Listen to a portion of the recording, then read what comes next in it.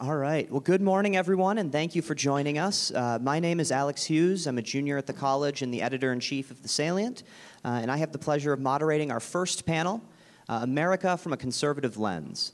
So we're going to be exploring two questions in the next hour. First, as Matthias said in his introduction, conservatism today has become very fractured. So what should the conservative movement look like today? And secondly, what are the strategies and opportunities that this conservative movement should take advantage of in the coming years?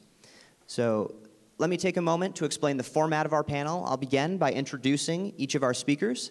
I'll ask them then to offer some opening remarks. Time permitting, I might pose a question or two, and then we'll move into audience Q&A. You can submit questions through the program, and then our assistant moderator, Declan, here at the appropriate time will pose your questions to the panelists. So without further ado, let's get into it. To my immediate left is Joshua Kleinfeld, a professor of law and philosophy at Northwestern University. He writes and teaches about constitutional law, criminal law, statutory interpretation, focusing in all fields on whether the ideals of a democratic society are realized in contemporary Western governments. As a scholar and public intellectual, he has published work in the Harvard, Stanford, Northwestern, and University of Chicago Law Reviews, among other venues. As a practicing lawyer, he has clerked on the D.C. Circuit, Fourth Circuit, and the Supreme Court of Israel, represented major corporations accused of billion-dollar wrongdoing, and, on a pro bono basis, represented children accused of homicide. He holds a JD in law from the Yale Law School, a PhD in philosophy from the Goethe University of Frankfurt, and a BA in philosophy from Yale Law School. To his left, we have Roger Severino, Vice President of Domestic Policy at the Heritage Foundation. Severino is a national authority on civil rights, conscience and religious freedom, the administrative state, and information privacy, particularly as applied to healthcare law and policy. Mr. Severino was director of HHS's Office of Civil Rights, where he led a team of over 250 staff members enforcing our nation's civil rights, conscience and religious freedom, and health information privacy laws. Before that, he was a trial attorney at the Department of Justice's Civil Rights Division. Severino holds a JD from Harvard Law School, a master's degree in public policy from Carnegie Mellon University, and a bachelor's degree from the University of Southern California. He has 6 children and enjoys teaching salsa dancing to anyone willing to learn. Present company included. And last, we have Ryan Bangert, who serves as Senior Vice President for Strategic Initiatives and Special Counsel to the President at the Alliance Defending Freedom. He oversees ADF's Blackstone Fellowship, government relations, and corporate engagement teams. Before joining ADF, Bangert served as Deputy First Assistant Attorney General and Deputy for Legal Counsel Texas Attorney General Ken Paxton, and as Deputy for Civil Litigation for Missouri Attorney General Josh Hawley. Prior to his government service, Bangert was a litigation partner at Baker Botts LLP in Dallas and clerked for Judge Patrick Higginbotham on the Fifth Circuit. He earned his JD from Southern Methodist University. Can you join me in giving a hand to our panelists?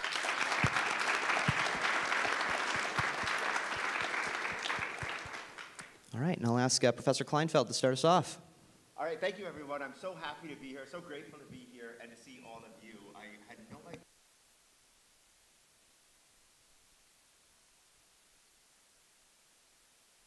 Hello?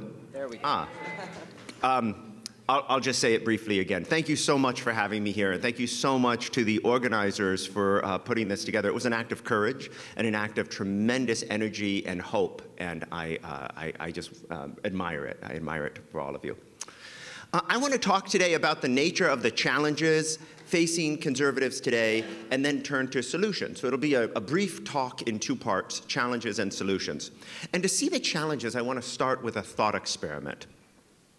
Imagine, I want you to invite you to think about the vast and complex array of institutions that structure and advance society, that structure modern America. Businesses like Coca-Cola and Walmart and Target and beyond, and financial corporations like a Bank of America or a Goldman Sachs, universities like a Harvard or a Berkeley, nonprofits like a MacArthur or a Guggenheim, hospitals like a Mayo Clinic, law firms like a Sullivan and Cromwell. Picture all of these institutions as if each one were a single skyscraper, a single building, and imagine them as being like a city laid out before you. So you have a cityscape like the cityscape of New York or Chicago, and each institution is in it. They're organized, let's imagine, by neighborhood. Each industry sector is in a certain neighborhood. And so you have your financial neighborhood with your Goldmans and Vanguards, your BlackRocks, your hedge funds, your private equity funds, your banks. And then you have your medical sector, your medical neighborhood, and there you have your Mayo Clinics and Johns Hopkins and all the other hospitals. And then you have your law neighborhood. In the law neighborhood are your Sullivans and Skaddens and Arnold and Porters and all the other law firms. You have your nonprofit foundations neighborhood, and there you have MacArthur and Ford, but you also have things like the Met, like the New York Philharmonic. And then you have corporations that sell goods to customers. And of course, this is a vast neighborhood indeed. Here you have your Walmart and your Target and your Gillette and beyond. And at the very center of the city, at the center because it is the piece that touches all other pieces, are your universities, public and private. They're the ones who train people to occupy all the other sectors. The people working in the law sector have to go to law school. The people working in the medical sector have to go to medical school.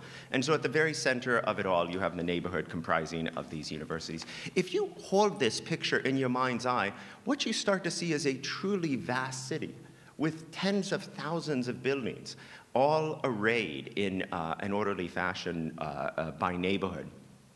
My term for this is the 10,000 institutions. And my first goal for you today is just to see clearly these 10,000 institutions. It's often the office of philosophy, not to endorse or oppose, but just to illuminate, just to see things clearly. And so we can take a moment to see clearly that we live in a society with an incredibly diverse array of different institutional actors wielding collectively vast power. So I want to make a few remarks about these 10,000 institutions. First, they are our public life. There's a deep problem in conservative and libertarian thought. The problem is dividing the world into the public sphere and the private sphere, where the public sphere is imagined to be the state, the government, and the private sphere, everything else. But that's actually inaccurate. The public sphere is subdivided. There is the state and the government, then there are the 10,000 institutions, and then there is private life. The public sphere, in other words, is in two parts. After all, what should the term public sphere be taken to mean? It is where citizens engage with each other in the task of defining a collective life, and it's in these 10,000 institutions, in our universities and elsewhere, that we define this collective life. And it's also where the power to determine how collective life should unfold resides. In a sense, the 10,000 institutions are the government if what we mean by government is the verb to be governed. In fact, the left has understood this better than the right historically. There's a great tradition on the left of worrying about, for example, discrimination in institutions and insisting that they are subject to a measure of control. So in sum, the public sphere is split between state and institutions. Some of those institutions are formally private, like Harvard, and some of them are formally public, like Berkeley. But there isn't that much difference between the formally private and the formally public institutions. They together define our collective life. My second point about these institutions is that they have become incredibly ideologically unified. The ideological unity is associated with the existence of a ruling class with common backgrounds and common values. Karl Marx had a term for this, which is actually quite apt: collective consciousness. There is a collective consciousness on the part of the people who command the 10,000 institutions. Marx thought that the collective consciousness would be a workers' consciousness, an international workers' consciousness. It turns out workers are pretty national, and there is a collective consciousness on the part of the global elite. But it's still a collective consciousness. There's incredible evidence of the degree of ideological unity in these various institutions. Netflix employees sent 98% of their political contributions to Democrats. In fact, all of the big tech companies valued at $100 billion or more were at least 90% of their contributions went to Democrats. A study of 51 of the 66 highest-ranked liberal arts colleges found that 25 had no Republican faculty, and the exceptions were tokenism or chance, one person out of a faculty of hundreds, or 2 people. There are well-known psychological effects of this much unity.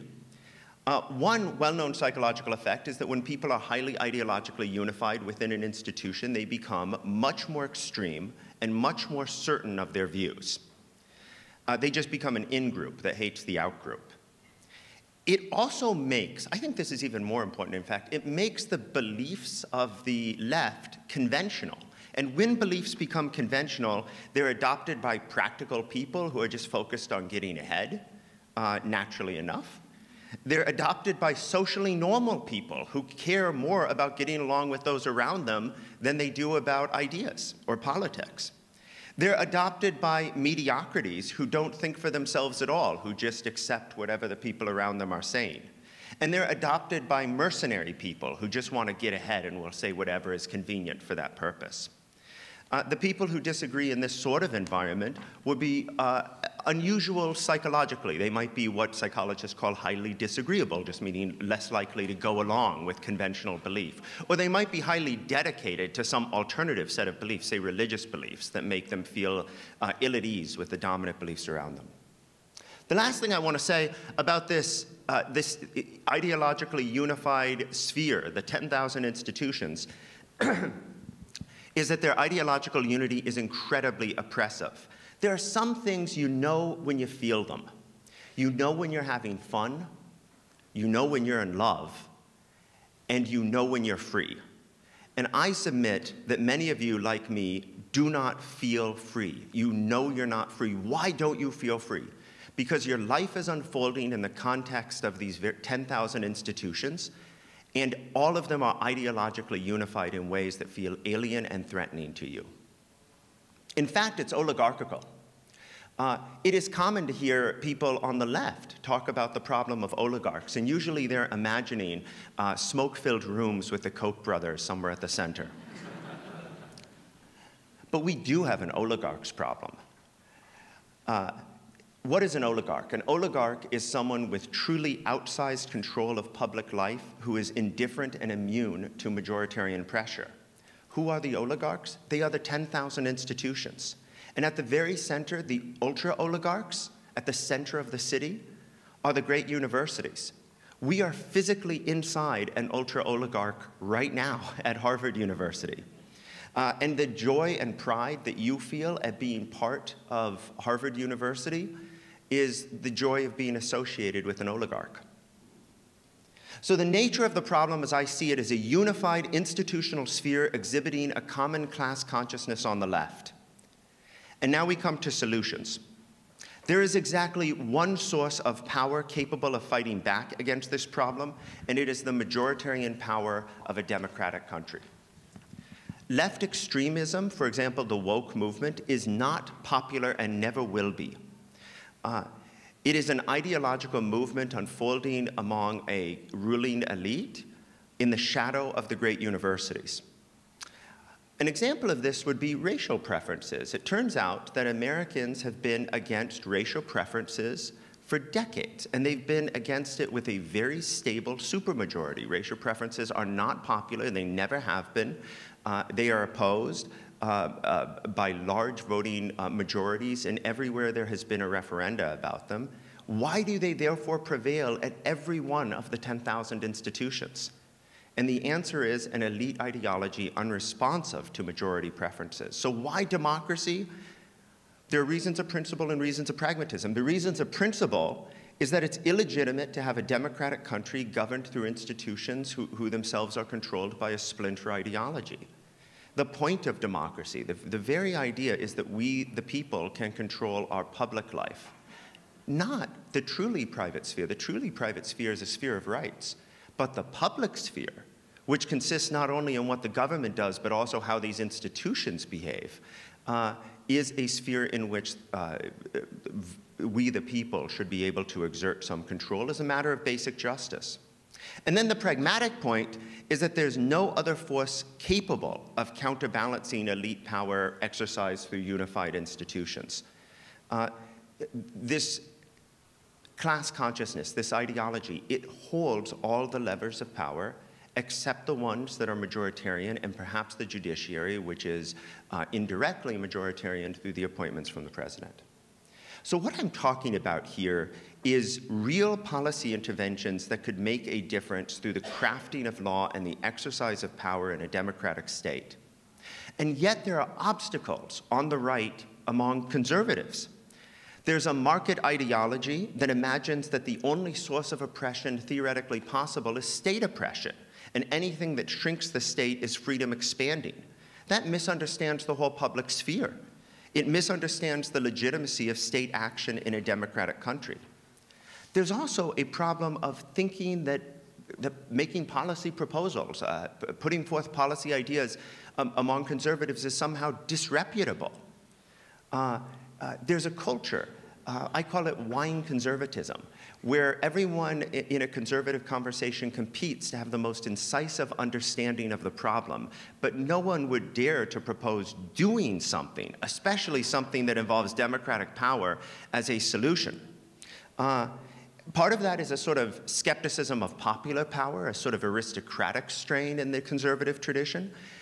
Some of it is a uncomfortable relation to the exercise of power, especially the power of the state in general, and some of it is this market idealism that misunderstands democratic authority in our country. But whatever the cause, I think it's something that we must overcome. We must come up with creative policy solutions to the problem of an ideologically unified world of 10,000 institutions, and they must reflect the voting power of a democratic country. I have some policy ideas, and I'd love to talk about them, but I fear that time is short, and I should put the mic down or hand it over. But if in question and answer you want to talk policy, I'm here for you. Thank you, everyone.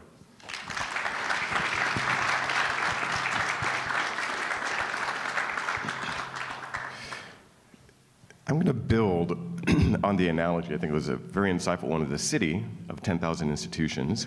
Now, it was interesting that you put the university at the center. I'm going to presume it has nothing to do with the fact that you're a professor. But I would put it differently. I would put the administrative state at the center in terms of what is the octopus with the tentacles that reach everywhere. It was not what the founders envisioned in the slightest that the height of the outlets in this room are determined by a federal agency, right? There are restrictions under the ADA, under the Fair Housing Act, that actually tell you that outlet has to be this high from Washington. So we are governed in our daily lives in 10,000 different ways by faceless bureaucrats out in the capital city. And that institution has been captured like all the others, and that is the one that I would place at the center. Contrast that with our Western tradition, what used to be at the center.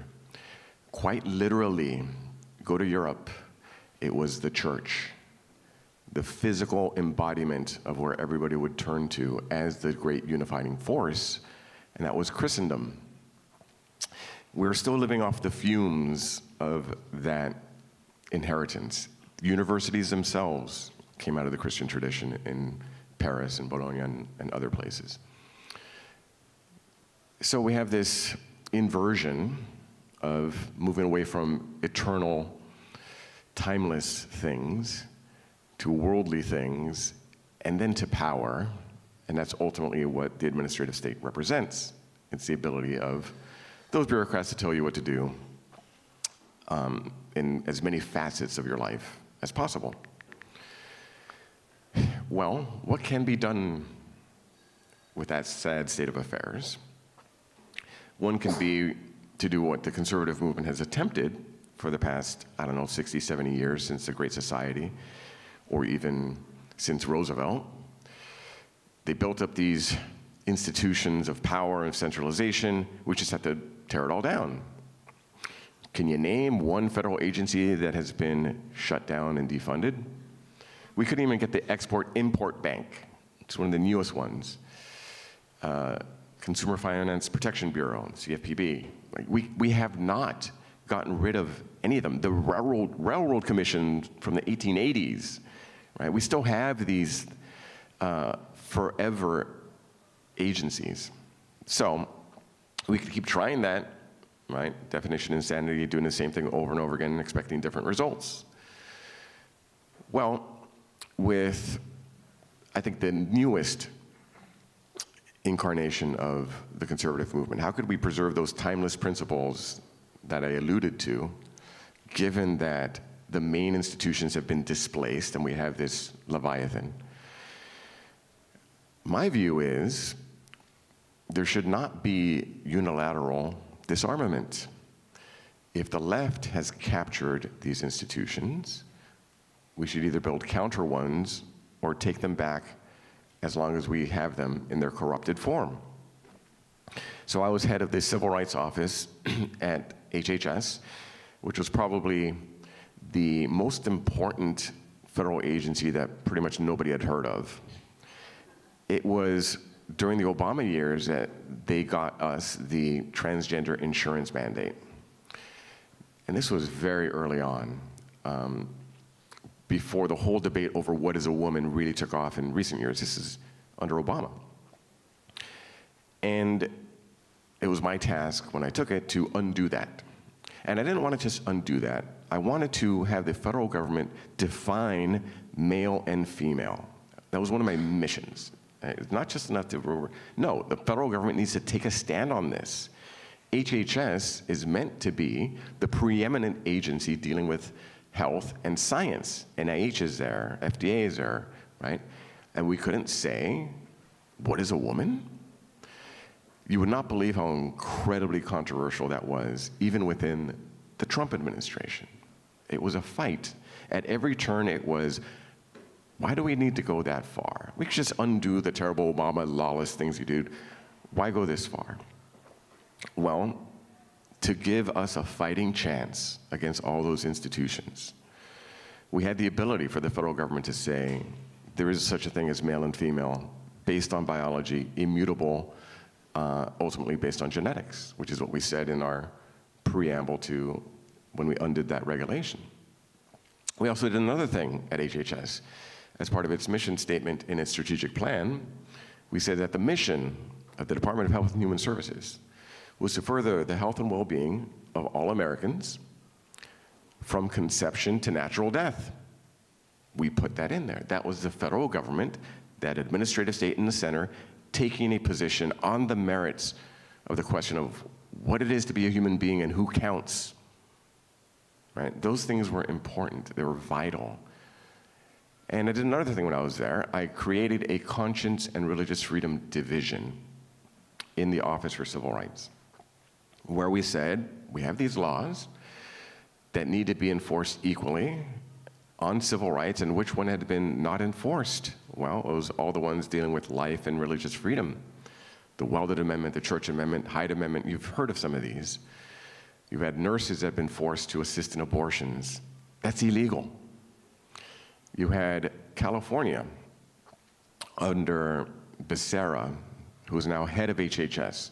When he was Attorney General, he was forcing nuns to buy abortion insurance for fellow nuns. Literally, that's what he was forcing them to do. Going after pregnancy resource centers. Well, those things happen to be illegal. And for the first time ever, we enforced the Weldon Amendment to disallow $200 million in Medicaid funds for California's violation of the law. And the Conscience Religious Freedom Division was founded to do that. And we hired career professionals, many of which are still there, who cannot be fired easily, just like the left had done for decades with these agencies.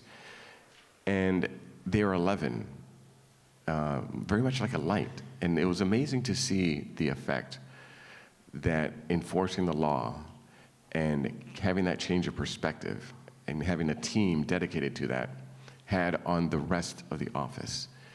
Morale improved overall. And you would think, wow, weren't you at war with the highly liberal folks in that office? No, it turns out. It turns out that when we say, and we did, we all want to row in the same direction for civil rights, and you might be rowing a bit, northwest, and you might think we're rowing southwest. We're still heading generally west. And having that openness made a tremendous difference, right? So you might say that, to riff on Dr. Strangelove, it's how I learned to stop worrying and love the deep state. So there's a way forward there. Now, not all of you are going to be in a position where you could influence our regulations. I hope many of you are. Join Project 2025 that Heritage Foundation is running. We have tables outside, so you could be a part of the next conservative administration. But what can everybody pretty much do to rebuild our institutions? So I'm going to step back a little bit and take the long view. So how many of you here, other than Joseph, who I know is married now, God bless you, that's awesome, are resolved, firmly resolved that very nearly after you graduate law school, you want to get married and have at least 3 children? I'll be honest, by show of hands. How many of you have that firm purpose? Excellent. So, you are a decided minority in this culture, in this town, at that law school, at that campus. Decided minority. You will inherit the conservative movement, and your children will inherit the conservative movement. So think about the movie It's a Wonderful Life. And George Bailey, he's at that bridge and thinking about ending his life. And he has that glorious vision of what life would be like without him. I wish we could all live that way, think that through. But this morning, I just realized the glaring error in that movie. Right? You go through the flashbacks or the flash forwards of what life would have been like without him, etc. But it stops at his life. It doesn't mention what happens with his 4 children and his wife. And what goodness did they pass along? What virtues that he exemplified reverberate through the generations? Because remember, Old Man Potter, the villain of the movie, he never repented. He never converted. He was still there fighting George Bailey. And it would have been George Bailey's children that would carry on that legacy that he left. And that is the primary institution we need to rebuild. And that institution could only be rebuilt by people like you, deciding firmly to get married and have many children. Not even just, maybe 1, maybe 2. That's not even replacement rate. We're at 1.6 people as replacement, which needs to be at least 2.1, right? Demography is in many ways destiny. And this is one thing I want to hammer home to you, that everything we do and how we fight and we're clever about it will be overwhelmed because of those 10,000 other institutions if we don't get the primary institution right and restore the family.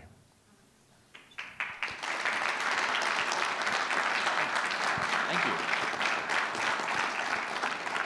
Thank you so much, Ron. That's fantastic stuff, and it's so good to see everyone here. And someone who got married before law school and has 3 children, I can sort of echo the remarks of my former CEO at Alliance Defending Freedom, which is the left can try to take over institutions their way, but we'll take them over our own way. We'll just out-reproduce them. And so that's the way that we're going to go forward. But so I'm sort of the resident political knife fighter, I think, on the panel. I grew up in the conservative movement my entire life. I was actually thinking about talking about this is not your parents' conservative movement. I realized I am the parent now because my daughter is 20 years old and she is in college and she's always asking me, where are all the conservatives at? I'm like, well, apparently they're all in this room here. So I should have taken a picture and sent that back to her because that would be very encouraging to her. But I want to talk very quickly about 3 things. First, what exactly is the state of the conservative movement, conservatism today? What are the hallmarks of conservatism, through lines of conservatism that we can connect all throughout history that define what its essence is? And how does that apply to the problems we're facing in today's world. So first, what is conservatism today? I consulted the modern Oracle of Delphi to get the answer of that. And you all think I looked at ChatGPT? No. I'm old, so I went to New York Times, right? So the New York Times has an article, came out about a few months ago, called The 6 Types of Republicans. The Siena poll identified 6 types of Republicans. So as Alex said earlier, we're fractured right now. We have a lot of fracturing in our movement. What are the 6 types? Well, there's the moderate establishment. Think neoconservatives. Okay, maybe they're not conservative, but we'll talk about that later. Libertarians are part of the conservative movement. The newcomers. So any of you remember the 1992 election when Admiral Stockdale, the vice presidential candidate, basically showed up at the debate and said, "Who am I and why am I here?" Those are the newcomers. They don't know why they're conservatives, they just know that they're here. It's the Joe Rogan crowd, the Barstool Sports crowd. Then there are the traditional conservatives. The traditional conservatives are sort of carrying on the flame of the Reagan conservatives. The right wing and the blue-collar populists. The right wing and the blue-collar populists are sort of joined together by a couple of common denominators. One, they're very pro-Trump. 2, they're very, very skeptical of foreign adventurism. 3, they're very economically populist, but they divide on certain other issues, social issues in particular. The right wing is very conservative. They typically identify as faithful Catholic or evangelical, whereas populists tend to be nuns. They tend not to identify with any religious tradition. They're more American traditionalists. So that's sort of the state of the Republican Party / conservatism today. And my thesis is, from that the conservatism we need is not your parents' conservatism. The conservatism we need today is not your parents' conservatism. I realize I grew up with the conservatism that I now define as your parents' conservatism, because your parents are the same age as me. So what was that? What was your parents' conservatism that has now devolved into this fractured version of conservatism? Well, one, many call it Reagan conservatism. Some call it zombie conservatism. It had a couple of tenets that we all embraced as doctrinaire gospel. One, the government is the enemy. The government is the enemy. And why was that? Well, because we were living in an era of confiscatory taxation. We were living in an era of ever-increasing government where it was intruding upon the proper offices of the private sphere of those 10,000 institutions that Professor Kleinfeld talked about earlier. So it was a proper reaction to that overreaching of the state. 2, free market economics. Well, why was that a proper reaction? Because we were facing off against a totalitarian communist dictatorship, the Soviet Union, that believed that the market was sort of the ambit of the state. The state was command and control economy. So of course, conservatism, reacting to that, was embracing the free market, a muscular military defense. Again, a very sensible reaction to the threats that we faced at the time in the 1980s and in the early 1990s. Rhetorically social conservatism. I say rhetorically because it produced very little fruit, but it was speaking to that sense that we were losing our culture amidst a wave of social libertinism unleashed by the Warren Court, the sexual revolution of the 1960s and the 1970s. And also this idea that we had to fight against judicial supremacy. Again, we had witnessed the Warren Court, the institution of Roe versus Wade, the judicial takeover of society. Robert Bork had written books like Slouching Toward Gomorrah, where we were supposed to be fighting against the overreach of the federal judiciary. So this was your parents' conservatism. This is the conservatism I grew up with. These are the tenets that I accepted as gospel. Sort of like William F. Buckley, we're standing athwart history shouting, what? Stop. Right. Oh my goodness. We have some education to do here, people.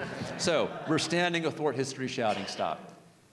However, we all know that in 1991, when Francis Fukuyama wrote The End of History and the Last Man, what happened? History stopped, right? History itself stopped. There was a complete victory by classical liberalism, a complete victory by market economies, a complete victory by democratic institutions. Never again will we debate these very foundational aspects of society. That was his thesis, that history had stopped. Well, we all know that history has once again started. I'm going to quote someone who who knows this quote? There are decades when nothing happens, and there are weeks when decades happen. Now, almost. Vladimir Lenin, the first time that Lenin has been quoted favorably in a meeting of conservatives and Republicans, and probably the last time that's ever going to happen. But there are moments where history speeds up, and we're in one of those moments right now. In fact, if you read authors from across the ideological, faith, and political spectrum, everyone agrees in one thing, in that we are in a moment where history is speeding up. You are coming of age when history is once again speeding up and starting again. Let's talk about a few of those evidence points that we see right now. How many of you know Os Guinness, the British philosopher? Os Guinness calls this our civilizational moment. How does he define that? He says, the world is fast approaching one of the great turning points in history. After half a millennium of unprecedented dominance, Western civilization is on the wane, and its shadows are casting a lengthening pall. What is a civilizational moment? It's a critical transition phase in the life of a civilization when it loses a decisive connection to the dynamic that inspired it, what Roger talked about earlier, the Judeo-Christian foundations of our civilization. But it's not just folks like Os Guinness who are noticing this. Mark Sayers, the Australian pastor and philosopher, has called this the moment of the gray zone, a gray zone where institutions are coming under tremendous pressure, where they're being questioned, where they're being toppled. Even secularists like Ian Howe, who wrote this book called The Fourth Turning is Here, which is a follow-up to his book, The Fourth Turning, said we're at a moment of crisis. And he identifies throughout history there are moments what he calls saeculums, the length of a long human life, 80 to 90 years. And within those 80 to 90-year periods, you experience 4 turnings of history.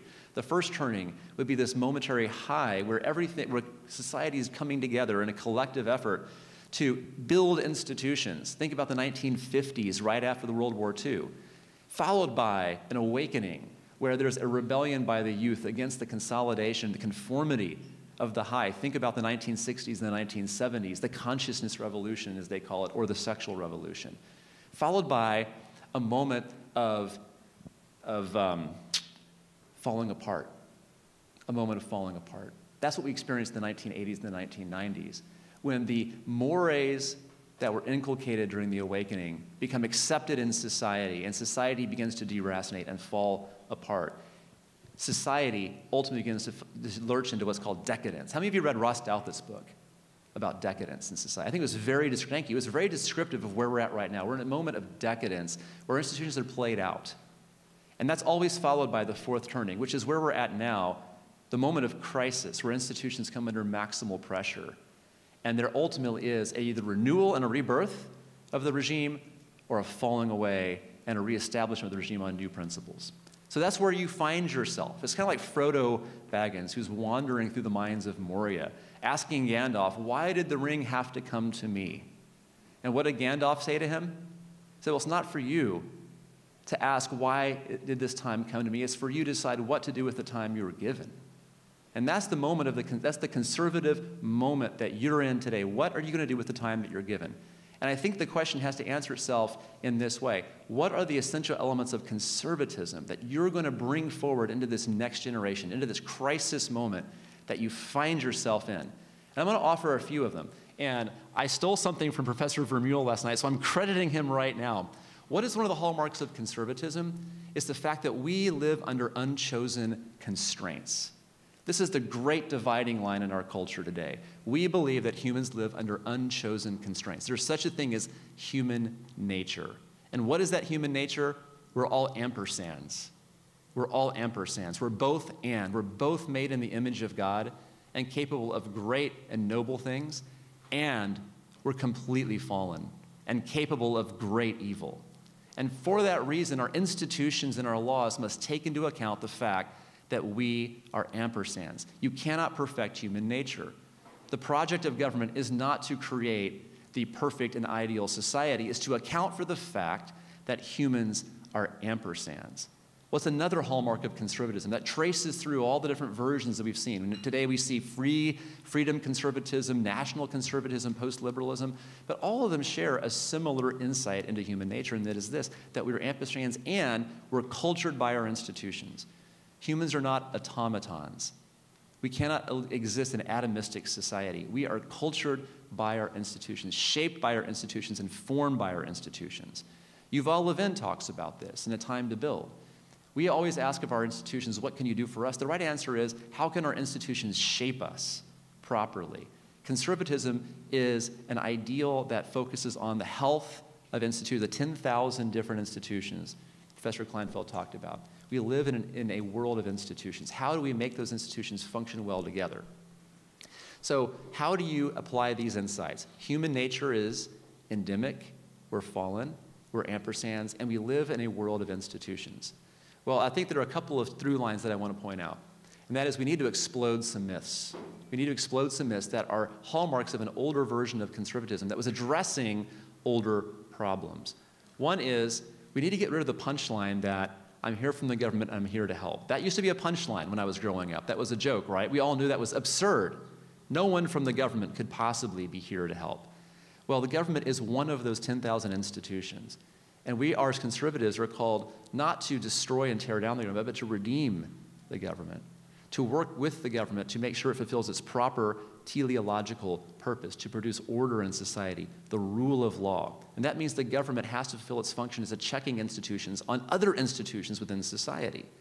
A second canard that we need to explode is that the government has absolutely no role in checking the private sphere or business. And this is something that I think has always been a tension within the conservative movement. Of course the government has a role in addressing the marketplace. The marketplace cannot function without the ability to engage in contracts that are enforceable. It cannot function in a marketplace where fraud is not dealt with using the mechanisms of the rule of law. The marketplace cannot function when the government allows certain actors to acquire concentrated power and to squeeze out the operation of the marketplace.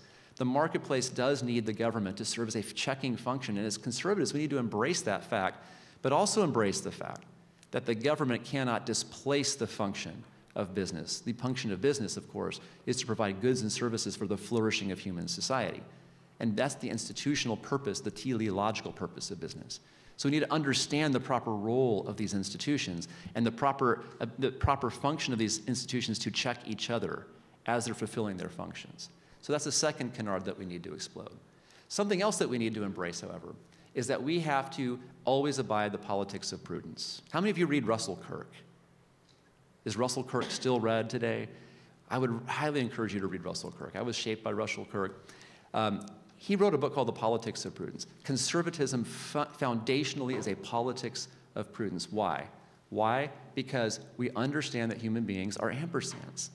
We're fallen. We cannot empower individuals in places of government or in business with untrammeled authority and untrammeled power. We always need to set up checks and balances. We need to proceed prudently. So how do we do that at ADF? I'll give you a few examples at ADF. We are willing to use state power. We're willing to use state. I oversee our public policy unit. We advanced over 90 model bills in state legislators just last year. Most of those model bills were bills that legislated morality. There, I said it. Yes, we legislated morality. How did we do that? Well, we put forward bills that would have prohibited the medical establishment from engaging in transitions, quote unquote, transitions of minors using pharmaceutical and surgical interventions. Do you think that counts as legislating morality? Of course it does. Because every law that we pass, every law we advocate for, has in its DNA an operating system that functions using some sort of moral vision of humanity. And our moral vision of humanity is human beings are determined. They're sexed. We are embodied creatures. You cannot destroy that. You cannot deny that reality. And when you do so, you cause positive harm. Therefore, the law's proper space and office is to push back against that misconception, that misperception of human nature. So we passed laws that prohibited the medical establishment from transitioning minors, people under the age of 18. What's another example of a law that has sort of moral content to it? Well, abortion bans. Let's face it, we believe that human beings are they're ampersands, made in the image of God, infinitely valuable, but also infinitely fallen. Therefore, we have to check the human impulse to destroy life for convenience sake, for the sake of dealing with a problem that cannot otherwise be dealt with, at least the perception that it can't be dealt with in a way. So we passed laws that prohibit abortion, laws with moral content. We passed laws that protect parental rights. I see my friends over here deal with parental rights all the time. Why? Because parental rights, as Roger pointed out, is a positive good. Why? Because families are institutions in society that have a teleological purpose to shape and form the next generation, to pass on the values of our society. If you don't protect parental rights, then you destroy the ability of that institution to fulfill its function. So laws have moral content, and they have moral purpose. They have moral content, and you have to admit and you have to embrace the fact that our laws do have moral content. So those are some of the places where I think, as conservatives, we need to discard the old canards that the government is always and in all places evil and bad, that business cannot be checked by government, and that laws can never have moral purpose. Because we're in a crisis moment, because we're in a moment that demands that conservatism answer the challenges of our time, and we're not going to be able to answer the challenges of our time unless we embrace a conservatism that can assert those propositions.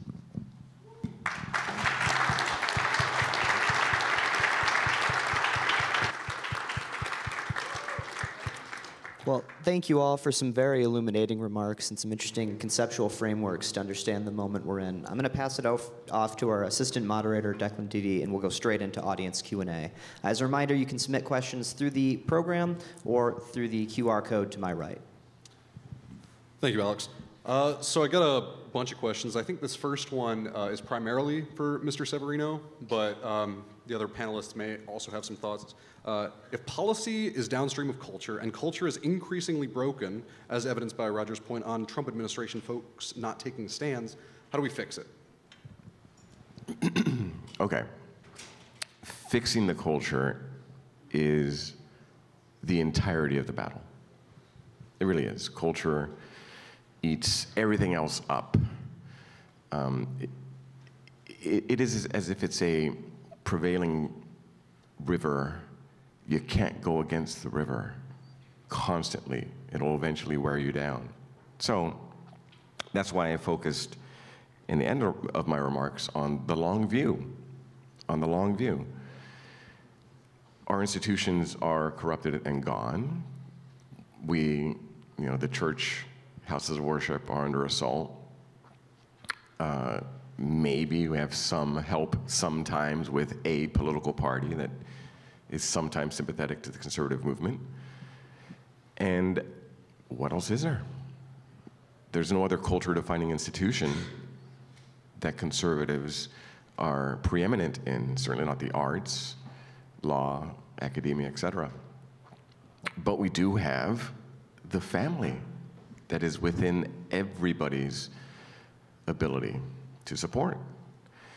And can the government now, and here's where it gets to the tricky questions, do anything to really support the family when we know the government has been excellent in destroying it? With the Great Society programs, for example, you had a massive increase in non-marital births, with welfare programs in particular. When Uncle Sam turned into Daddy Sam, that's who women were marrying, and that's where they were getting support, and that was disastrous for our society.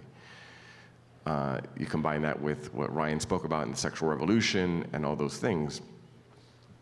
So we're looking at least at the Heritage Foundation, on family policies that could, at the very least, reverse all the marriage penalties that have come in place, reverse some of the policies that reward non-marriage. And here's a very interesting thing. So many social ills are coming from this. So the most dangerous place in the world for an unborn child is to be in the womb of an unmarried woman. 86% of abortions happen with unmarried women. And we're living in times of social despair. Who do you think is happier if you poll people? Single people with graduate degrees or married people who did not graduate high school? Turns out the non-high school grads that are married are happier. So if we restore that culture, it means all of you start living it. I really do mean all of you, right? Because you guys know what to pass on as our patrimony. So let's get to it. Is it okay if I say a word about this one too? So, universities play an outsized role in shaping culture. They play an outsized role in shaping culture for several reasons. One is that they are the site at which about half the population gets shaped into adulthood, that transition from 18 to 20-something, where people get shaped into the adults they become. And that half of the population is a very powerful half. It's the half that goes on to professional careers. Also, universities have this certification power for the different neighborhoods in the city of 10,000 institutions. So everyone who represents the personnel of the medical establishment or the law establishment or the business establishment is coming out of certification by the universities. Also, they have universities indirectly have profound effect on childhood education because every single teacher, as a matter of law, has to get a BA. So you end up with a situation where you have culture-making institutions that we can actually identify. By the way, fields themselves are culture-making.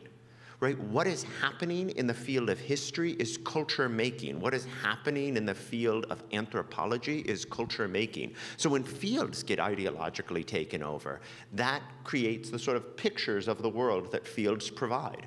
And those pictures become part of the culture. So if you're worried about the culture, culture is a very, very hard thing to move. Think about universities and think about how pragmatically, as a matter of policy and as a matter of power, universities can be altered. Thank you for that. Next question is for Mr. Bangert. Wants to know, is it possible to unite those 5 or 6 disparate conservative groups or build a new conservatism? If you can figure that one out, you'll make a lot of money as a political consultant, I'll tell you that. I think that there are ways.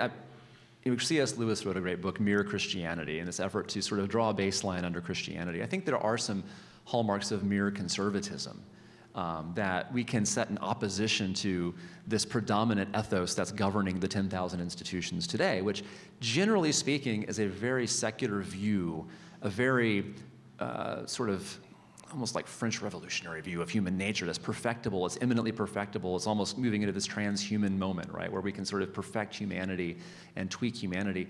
I think all conservatives can share this fundamental baseline assumption, this baseline understanding that human nature is both fallen and humans are also infinitely valuable.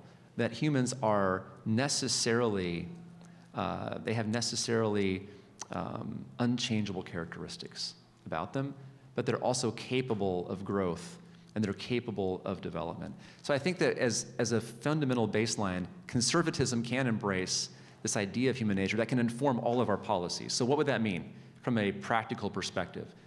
Going forward as conservatives, I think we can unite around this idea that we should not, a couple of things. One, we should not empower any one institution with plenary authority over our culture and society. We talked about this. I was talking with my good friend Alita Cass about this, the idea of the toothpaste tube, right? Anytime you squeeze on the toothpaste tube to sort of squeeze power out of a organ of society that's become sort of over-empowered. This happened with the Supreme Court. We were like, we're going to destroy judicial supremacy. We're going to squeeze the toothpaste out of that. Well, it just went up to the administrative state, right? So now we're going to squeeze the power of the administrative state. Well, where's this going to go? Well, it's now moving over to the corporate sector, to business. We cannot sort of chase power around. We have to be cognizant of the fact that power, anywhere it's concentrated, is likely to be abused, and we have to be checking that power and constraining that power at all times. I think that's something that conservatives should be able to rally around. So we should not place overabundance of faith in any one institution. We should rather make sure all of our institutions are working harmoniously together in concert according to their teleological foundational purpose to produce the good society. A harmonious 10,000 institution neighborhood would be the ideal, I think. All right, I think this is probably going to be our last question, but Laura wants to know, how do we reconcile legislating morality with the diversity of religions and cultural ethical relativism present within the United States? That's for anyone who wants to take it. Okay, I'll be brief. It's okay to say there is one true faith. It's okay. Our founders did it. The West is quite comfortable with that. Now, the trick is you allow others to say that too. And that's how we can get along, right? So we shouldn't shy away. By the way, I'm Catholic. That's my answer as to what is the one true faith. We could still get along quite well, and I think we get along better when we are honest about our fundamental commitments and don't shy away from them. And especially on eternal commitments, believe it or not, there's a whole lot more common ground right now among believers of pretty much any faith than secularists who are anti-faith. I think that's where the crisis is coming from.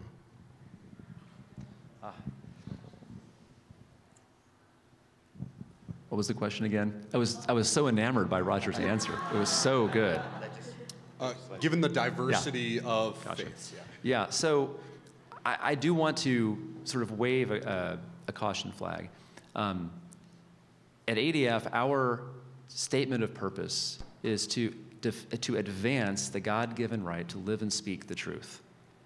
So we do believe it is right, as Roger said, to claim truth, to speak truth, to claim that there is, in fact, knowable truth that is in opposition to error. We have to be able to say that, or we can't have a debate.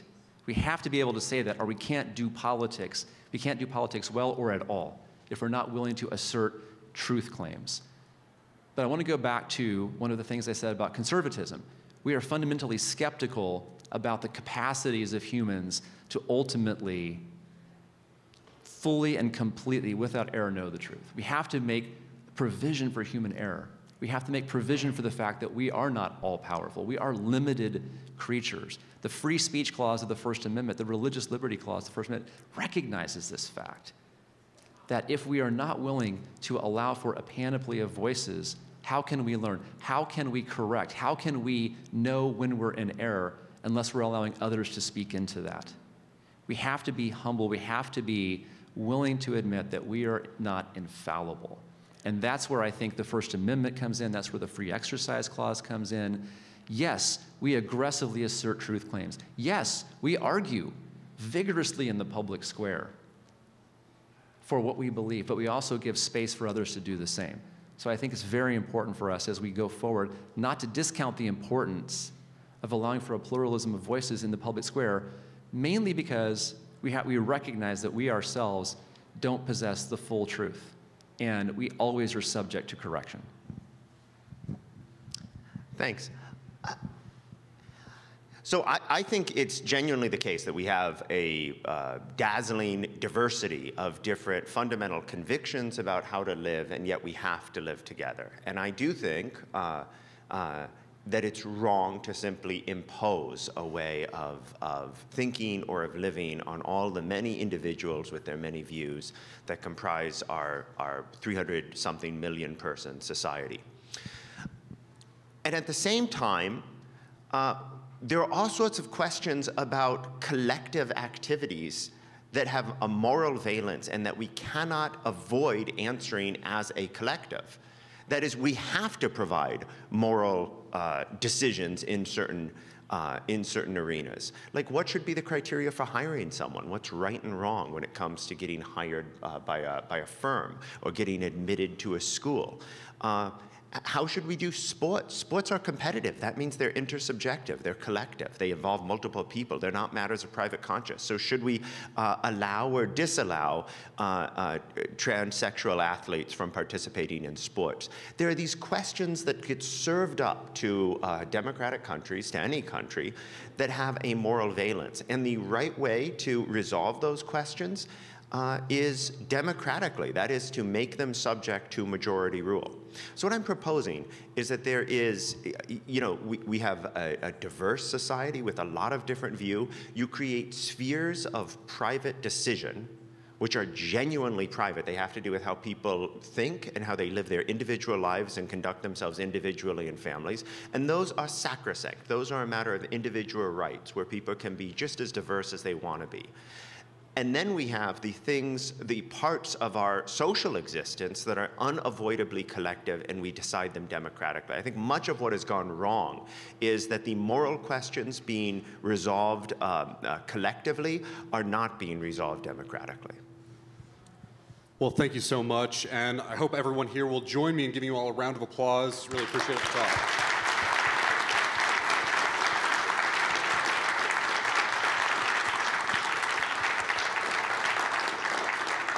And I'm going to pass the mic back over to Alex, who's going to give you your next instructions.